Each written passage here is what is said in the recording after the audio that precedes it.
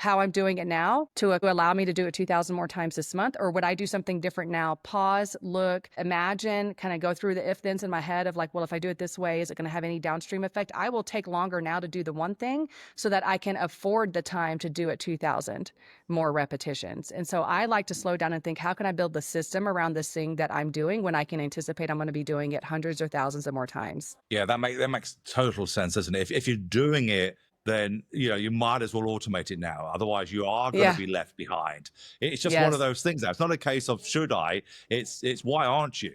And this is the Yeah. thing, right? That you've got to be doing it.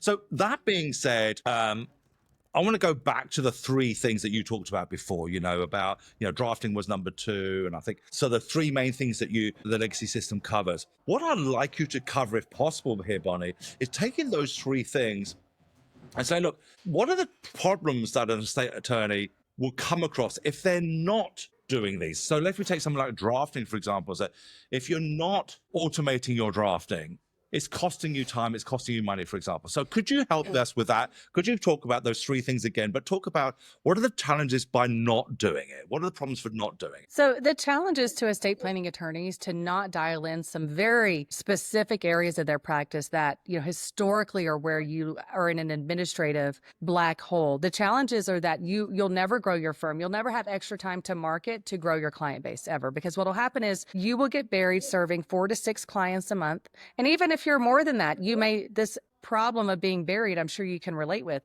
which is now you're trying to gather data from clients. They can't figure out how to log in somewhere. Once they do log in, they have trouble knowing where to put data. They put data in the wrong place. And so you've left them to kind of out, in the wind, so to speak, to just kind of find their own way through whatever system you've told them to log in and do this. And they need guidance while they're there. So what ends up happening is then you get that information and it's messy, it's incomplete, it's inaccurate. I put an estate plan in front of one family and the date of birth for their daughter was wrong. And while it was incredibly embarrassing for me for a minute, I looked back later just for my own awareness, where did that date of birth go wrong? And it was from their original intake form. It's a piece of data I would have never known was wrong.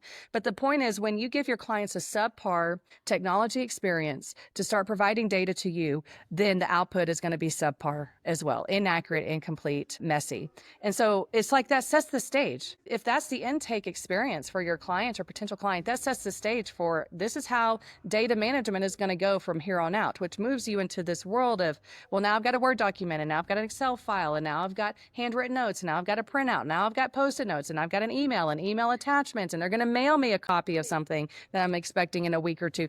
And it's a total mess. It's like it's a garbage in, garbage out idea. When it came initially with the client of like, this is a messy process, but here you go, do it anyway. It continues. You set their expectations very low. You don't even expect organization out of them. So they're not going to step up in that way either, because you appear unorganized or all over the place with how you're managing everything. Then you sit down. So lots of time lost and subpar client experience. But then imagine being an attorney sitting down and you're like, okay, I've got all this data everywhere. Now I need to draft this plan that takes into account all these hundreds of pieces of data, whether it's a name, a date of birth, or a specific gift to a charity, and how much and which charity, and their EIN number and address and contact person. You've got to have all these pieces of data. Imagine trying to do that if you're the only person in your firm drafting, and data is in a number of different sources all around you, some digital, some on paper. All of a sudden, the time you're spending drafting is double what it should be if your stuff was simply organized. I mean, it's just the compound effect of the inefficiencies really cannot be understated when it comes to data and drafting. And then once you find yourself buried in that 4 to 6 clients a month, you can look up into next month and see that you've only got 3 potential client meetings on the calendar because you've had no time to do any marketing. It's feast or famine. It's a really terrible cycle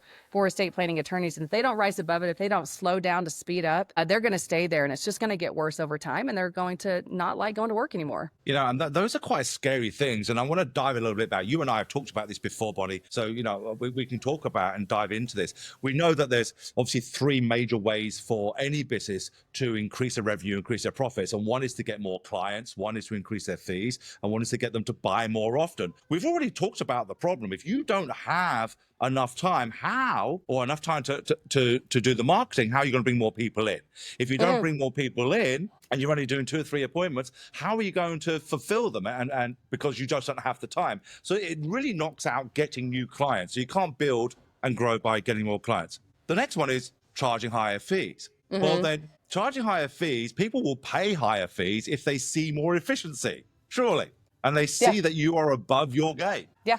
Yeah. So that Absolutely. being said, let's talk about how the system, by being organized, and legacy systems can help attorneys charge more money per client. Yeah. So, how implementing legacy system in your own estate planning firm can help you with integrity, where you feel really good about it, increase your fees. So, charging more for a trust plan for a couple with minor children, say today, than you did maybe 6 months ago, and standing by that and standing by your value. Well, what's going to happen is as you get more efficient and as you experience it, as you see clients super happy with the digital experience that they'll have in the software that we provide to promote and support the attorney client collaboration